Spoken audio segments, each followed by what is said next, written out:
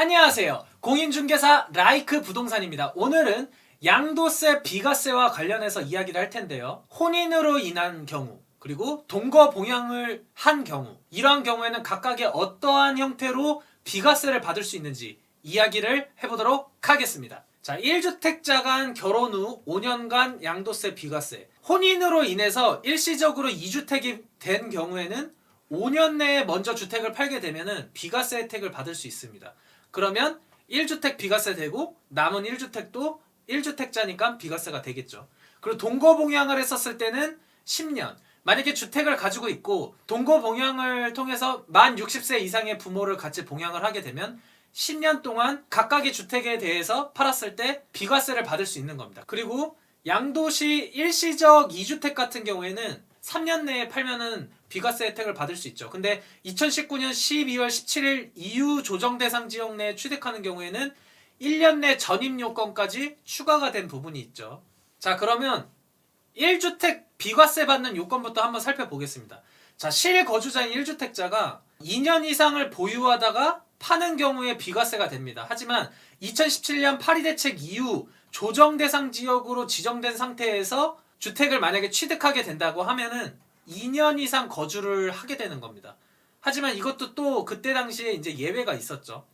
2017년 파리 대책 전에 계약을 한 경우에는 2년 거주 요건 없이 2년 보유만으로 비과세가 가능했습니다. 하지만 또 이때도 무주택자만 그 전에 계약을 하고 새롭게 취득하는 부분에 대해서 비과세가 됐고, 다주택인 사람들 중에서 계약 조정 대상 지역으로 지정되기 전에 취득을 하신 분들은 2년 거주를 해야 되는 그러한 부분이 있었습니다. 이런 부분도 되게 쉬우면서도 어려울 수 있는 부분이죠. 2년을 보유하냐 거주하냐, 다주택자냐 무주택자냐에 따라서 사례가 다양하게 적용이 될 수 있는 겁니다. 근데 이러한 비과세는 뭐죠? 기본적으로 9억 이하에 대해서 비과세를 받는 건데 9억이 초과하는 부분에 대해서는 장기 보유 특별공제가 되죠. 장특공. 2021년 1월 1일 이후로는 40%씩 최대 10년, 이제 거주와 보유 기간에 따라서 최대 80%를 받을 수 있는데, 이거와 관련해서 살짝 여기 사례가 있는데요. 이제 취득가액이 5억이고 양도가액이 15억일 때 어떻게 계산이 되는지 부분입니다. 제가 메모장을 한번 꺼내 보겠습니다.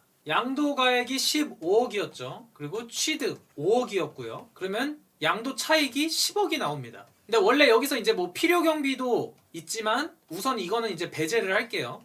그래서 순수 나온 양도 차익 10억인데 그러면 9억까지는 비과세를 받을 수 있는데 6억에 대한 장기 보유 특별 공제를 받을 수 있어야겠죠. 그래서 10억에서 양도 차익은 이제 10억이 나오는데 이 10억에 대해서 장기 보유 특별 공제를 받을 수 있습니다. 그러면 자, 10억에다가 양도하는 금액이 15억이고 9억이 초과하는 부분은 6억입니다. 여기는 양도 가액 9억 초과 부분. 양도 차익이 9억 초과가 되는 부분은 얼마이냐라는 것을 계산을 하기 위한 식이죠. 그래서 이거를 계산을 하면 4억이 나옵니다. 그러면 장기보유 특별공제, 여기에서 장기보유 특별공제가 나는데 만약에 10년 보유, 10년 거주해서 총 80%를 받는다고 하면은 4억에서 80%를 공제받으면 20%가 되죠. 8천만 원. 4억에 80% 3억 2천을 빼면 되죠. 8천만 원이 양도소득 금액으로 나오는 겁니다. 이 양도소득 금액이 나오면 기본공제 250만 원을 빼주죠. 7,750만 원이 되고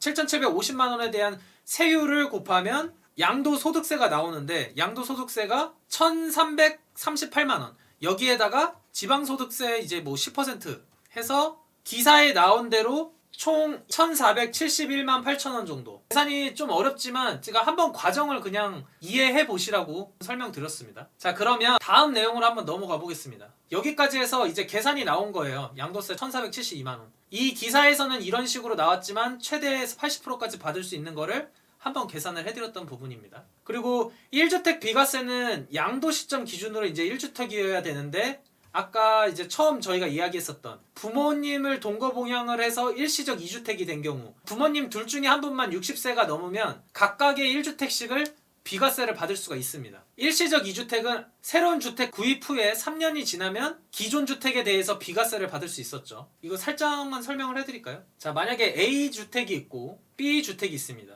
1년이 경과가 되죠. 그리고 나서 3년 내에 A주택을 매도를 하면 비과세를 받을 수 있는 겁니다. A나 B 둘 중에 하나만 비조정일 때 3년이고 만약에 둘 다 조정 대상 지역이다. 1년 내에 A주택을 매도를 하고 전입까지 이제 완료를 해야 되는 게 일시적 1세대 2주택 비과세 내용이죠.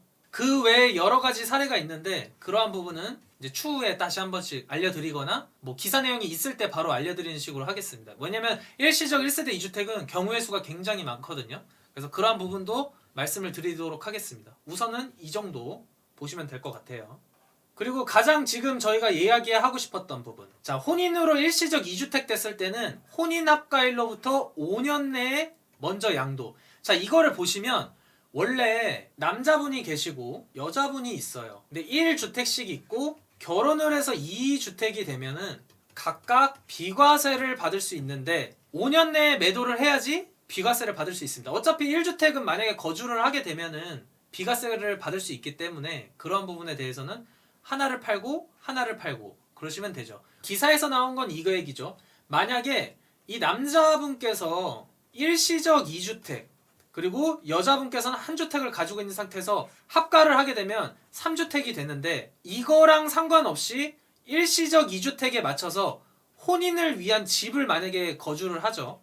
그러면 이 기존 주택을 새로운 주택으로 갈아타기 위한 뭐 3년 내에 매도하는 시점에 기존 주택을 팔면 비과세를 받을 수 있고 거기에다가 와이프분께서 여성분께서 같이 가지고 온 이 B주택도 각각의 비과세를 모두 받을 수 있는 거예요. 그러니까 남편분께서 일시적 2주택일 때 기존 주택을 매도했었을 때 비과세를 받고 그리고 여성분께서 가지고 있는 이 주택에 대해서도 합가 5년 동안에는 각각에 대해서 비과세를 받을 수 있는 거죠. 근데 여기서 중요한 게 뭐냐? 이 기본적으로 A주택과 B주택을 남편분과 여성분께서 가지고 계실 때는 2년 이상 보유를 해야 됩니다.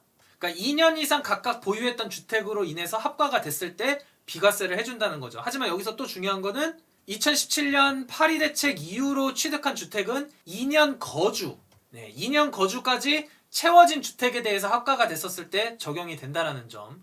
그리고 만약에 주택을 각각 한 주택씩 가지고 있는 것이 아니라 뭐 2주택, 1주택 해서 2주택을 초과하는 3주택이거나 4주택인 경우에는 비과세 혜택이 되지 않는다라는 점. 각각의 1주택일 때만 가능하고 일시적 2주택으로 남편분께서 가지고 계셨다면 여성분과 합쳤을 때 일시적 3주택인 경우까지만 비과세가 된다라는 점 기억하시면 될 것 같습니다. 내용이 쉽지가 않죠. 근데 하지만 이 신혼부부처럼 해당이 되거나 조금만 다시 들어보시면 금방 이해를 하실 수 있을 거라고 생각이 됩니다.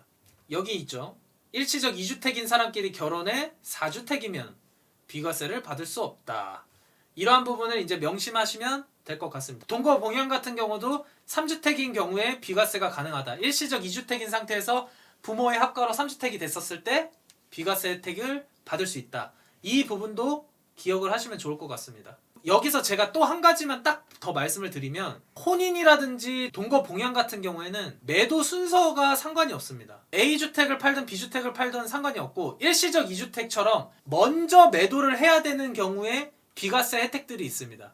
그래서 그러한 부분에 대해서는 조금 더 생각을 하시고선 매도를 해야 된다는 점. 아, 이거는 무조건 비과세 일시적 2주택이라고 했으니까 그냥 팔아야겠다 해서 아예 혜택을 못 받으실 수도 있습니다. 그렇기 때문에 여러분들께서는 매도 순서에 상관이 없는 사례인지 아니면 일시적 2주택이라든지 증여라든지 이러한 부분들로 주택을 취득하셨던 분들은 먼저 주택에 대해서 팔았을 때 비과세가 되는 부분이 있기 때문에 그러한 부분들도 꼭 참고를 하셨으면 좋겠습니다. 오늘 세법과 관련돼서 여러분들과 많은 이야기를 했는데 굉장히 어려울 수도 있고 쉬울 수도 있습니다. 하지만 막상 지금 이야기를 들어보고 이해가 안 되더라도 내용을 한번 들어보시고 궁금하신 점은 댓글을 남겨주시면 추가적인 설명 해드리도록 하겠습니다. 끝으로 여러분들 구독과 좋아요 부탁해요.